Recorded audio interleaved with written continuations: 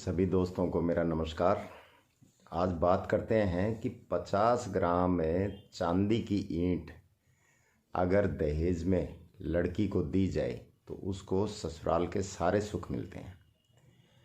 जब लड़की का विवाह हो रहा हो तो उस समय कन्यादान के समय, जिस टाइम पिता कन्यादान कर रहा हो, फेरे का समय चल रहा हो, उस टाइम 50 ग्राम चांदी की ईंट वो अपने दामाद को दे फेरे के समय, और वो दामाद अपनी धर्मपत्नी की झोली में डाल दे और वो हमेशा उसको संभाल के रखें। तो इससे राहु जो सबसे ज़्यादा, जो ससुराल का कारक भी है और सबसे ज़्यादा अड़चन वाला भी ग्रह है, तो इससे हमेशा राहु शांत रहता है। और जब तक के हर वीडियो में मैं बताता हूँ कि जब तक राहु का कनेक्शन अदर जगह नहीं बनेगा बुरा बन के, तब तक आपका कोई भी ग्रह इतना ख़राब नहीं होता। इसमें सबसे ज़्यादा अहम भूमिका राहु की होती है। अब ये 50 ग्राम चांदी की ईंट जो है, आपने देखो ये राहु में से निकला हुआ चंद्रमा है।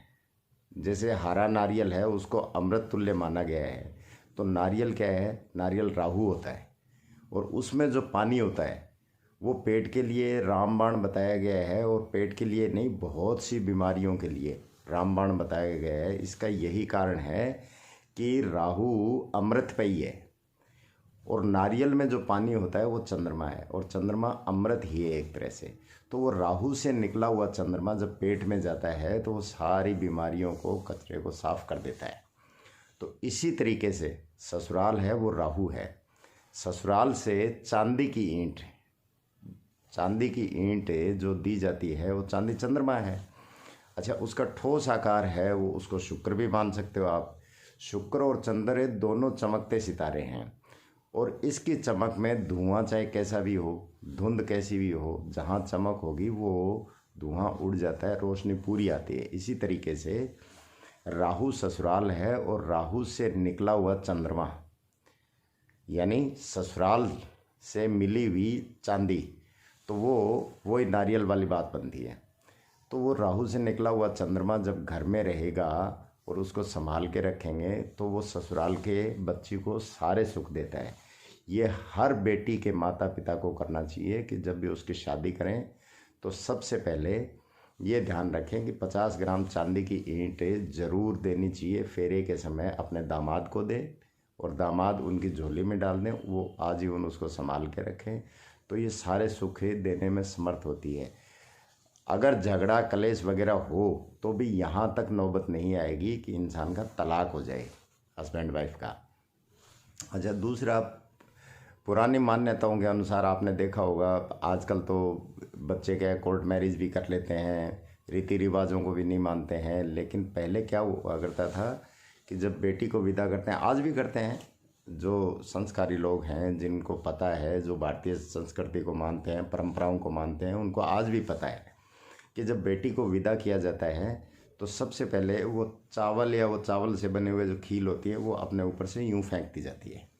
इसका मतलब ये होता है कि वो बुध घर से निकल रहा है जिसने आगे जाके बढ़ावा देना है, लेकिन वो खुद का भाग्य लेके जा रही है और आपका चंद्रमा यानी आपका जो भाग्य है वो छोड़ के जा रही है। इसमें ये भी करते थे और आज भी करना भी चाहिए कि पहले जब बेटी विदा हो तो उससे पहले आप उसके वज़न के बराबर या वज़न का 10वां हिस्सा चावल उसकी गाड़ी में रखवाएं। उसके बाद दहलीज क्रॉस करवा के उसको गाड़ी में बिठाएं, और फिर वो जहाँ उसके ससुराल में उसके कमरे में वो चावल पहले पहुँचें, और फिर उसके बाद बेटी को वहाँ प्रवेश करवाया जाए, यानी वो अपनी बहू को प्रवेश करवाएं।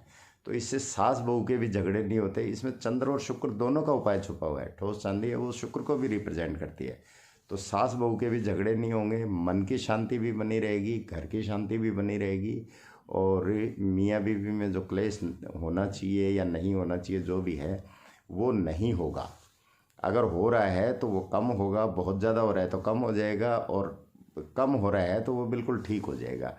इसलिए हमेशा बेटी के बाप को ध्यान रखना चाहिए कि जब भी वो कुछ दहेज में कुछ भी ना दे, भले एक जोड़े में बेटी को विदा करे। बहुत से लोग होते हैं भले लोग कि नहीं जी हमें तो लड़की चाहिए, एक जोड़े में विदा करनी है, तो ऐसे बहुत सज्जन लोग हैं जो ले जाते हैं। लेकिन जो दहेज में कुछ देना चाहते हैं तो चांदी की ईंट अपनी बेटी को दहेज स्वरूप फेरे के समय ज़रूर दें। ये सारे सुख देगी। आप ये उपाय करेंगे आपको बहुत लाभ होगा।